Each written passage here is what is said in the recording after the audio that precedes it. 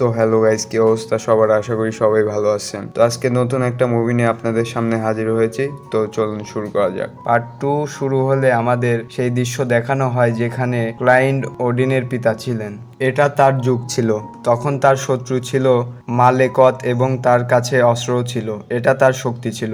মালেকিথের লক্ষ্য একটি আক্রমণ শুরু করা এবং 9টি রাজ্য জয় করা, কিন্তু রাজা ওডিনের বাবা তা হতে দেন না। সে মালেকথ ও তার সঙ্গীদেরকে পরাজিত করার সময় অনেক দূর থেকে পাঠায় এবং অস্ত্র নিয়ে মালেকথকে কবর দেন। যখন মালেকথ বুঝতে পারে যে তার অস্ত্র তার কাছ থেকে নেওয়া হয়েছে আর তার সামনে একজন সাধারণ মানুষ নয়, একজন মহান রাজা, তখন সে তার সঙ্গীকে ডাকে। তিনি বলেছেন যে গভীর ঘুম নেওয়া আমাদের পক্ষে ভালো এবং যখন সময় ভালো হবে আমরা ফিরে আসব।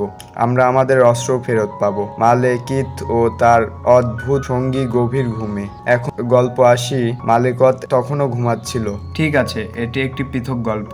এবং যদি আমরা অ্যাসগার্ড সম্পর্কে কথা বলি, সেখানে সবাই জানে লোকি তার বাবাকে ধোঁকা দেওয়ার চেষ্টা করেছিল। তার চোখের সামনে ভালো হয়ে ওঠা। এখন সে ধরা পড়েছিল কারণ সে মারেনি, সে বেঁচে আছে। থর তাকে রাজা ওডিনের কাছে নিয়ে যাচ্ছিল। এরপরে পরের দৃশ্যে আমরা থরকে দেখতে পাই যে সুন্দরভাবে লড়াই করছিল। সে তার রাজ্য বাঁচানোর জন্য এসব মারামারি করে। আর যারা নিজের জন্য কিছুই করতে পারে না তাদের জন্য, যারা দুর্বল ছিল তারা থরের কাছে সাহায্য চায়। এটা ছিল থরের ধার্মিকতা যে তিনি তাদের সাহায্য করেছিলেন। তারপর থর তার বাবার কাছে যায় এবং তার সাথে কথা বলতে থাকে এবং আমরা জানতে পারি যে বিফোস্ট সেতুটি আবার মেরামত করা হয়েছে।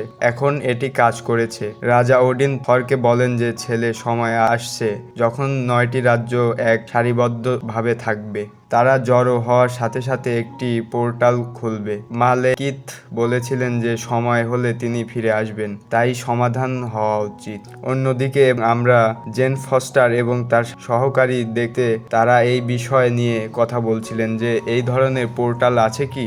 সেখানে একটি পরিত্যক্ত বিল্ডিং আছে জেনে তাদের সন্দেহ হয় যে সেখানে কেউ যায় না কেন। চলুন সেখানে যাই, কিন্তু এটা তাদের ভুল ছিল, কারণ এমন কিছু পোর্টাল ছিল যে কোনো বস্তু থাকলে ভেতরে চলে যাবে, এমনকি মানুষ, তারা বিলুপ্ত হবে, পৃথিবীর অন্য কোণে পড়ল।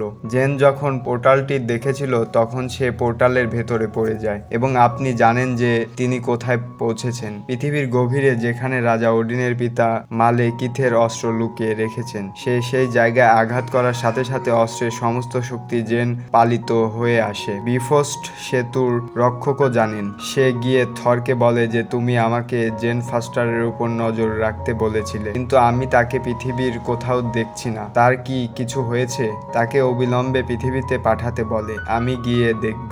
এখন থর মিডগার্ডে ছিল এবং জেন ততক্ষণ পর্যন্ত পৃথিবীতে এসে পৌঁছেছে। থরকে দেখে সে তাকে থাপ্পড় মারে যে তুমি এখানে এই গেট আপে এসেছো, কেউ দেখলে মানুষ কি বলবে। কিন্তু ঘটনা উল্টো হয়। পুলিশ সেখানে আসে এবং তারা জেনকে ধরে ফেলে এবং সেদিন তাকে জিজ্ঞাসা করে যে তুমি তাকে চড় মারলে কেন। কিন্তু জেনকে স্পর্শ করা পুলিশের জন্য ব্যয়বহুল ছিল, কারণ জেন থেকে কিছু বৈদ্যুতিক তরঙ্গ বের হচ্ছিল। এতে পুলিশ কর্মকর্তা দূরত্বে পড়ে যান। এটি দেখে থর জানতে পারে যে তার বন্ধুর এখন ক্ষমতা রয়েছে। এর অর্থ মালেকিথের অস্ত্রের ক্ষমতা। তিনি তাকে তার সাথে অ্যাসগার্ডে নিয়ে যান। রাজা ওডিন যখন তাকে দেখেন তখন তিনি জানেন যে জেনের কোনো ভালো ক্ষমতা নেই এবং এখন মালেকিথ ফিরে আসবে।